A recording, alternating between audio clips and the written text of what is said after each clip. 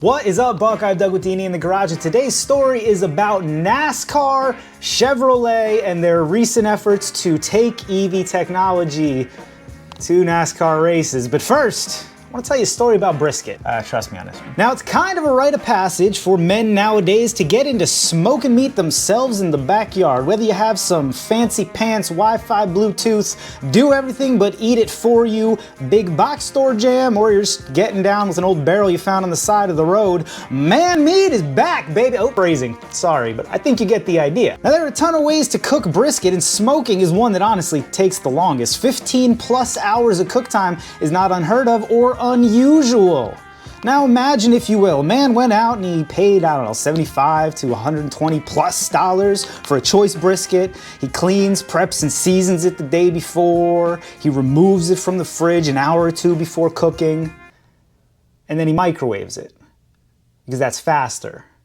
And faster is always better, right? Now, I know some of you would attack this man, or maybe even me, for suggesting such a fate befall good smokable meat, and you would be correct to do so.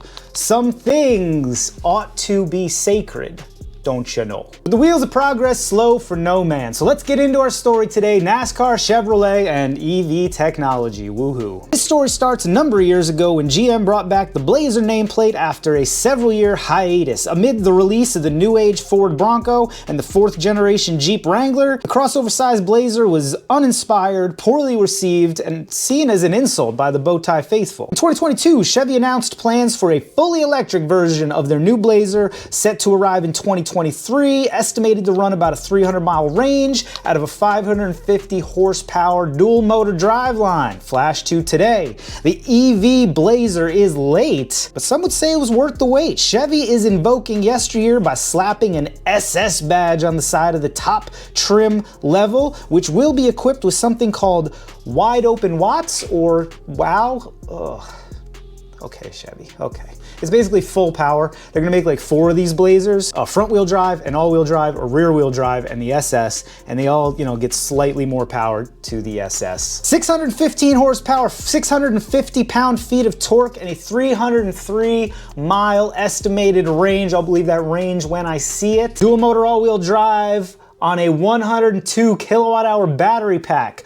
All for around $60,000 to $63,000. Different sources have different base numbers for this thing, but not inexpensive. Well over 50. Not only that, but this thing will be equipped with the much discussed Chevy Super Cruise system, which is an autonomous driving system and such a dystopian bit of OBD3 technology that watching the 4-minute Chevy inspired video literally gave me a panic attack. It's worth noting this Blazer is the same as the Cadillac Lyric V we're getting this year, but a tenth of a second slower and $20,000 less on the old sticker price. That is a very expensive tenth of a second. And then of course, it's worth noting that this is a response to Ford's Mach-E. Ford has had a speed-inspired EV for, what, 5 years? More than that, maybe even? They were one of the first onto it after Tesla.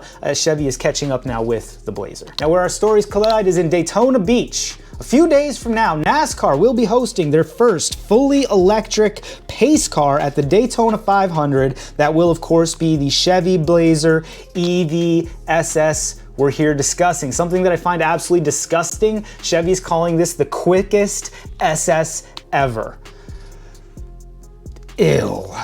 Just slap, not even slapping. A slap would have been more respectful to just everything that was put out in the late 60s and the early in the 70s. Also at that race, Chevy is debuting, or at the very least providing more information on another Chevy Blazer, the Chevy Blazer EV.R for NASCAR, aka what NASCAR has decided is the direction of their league going forward.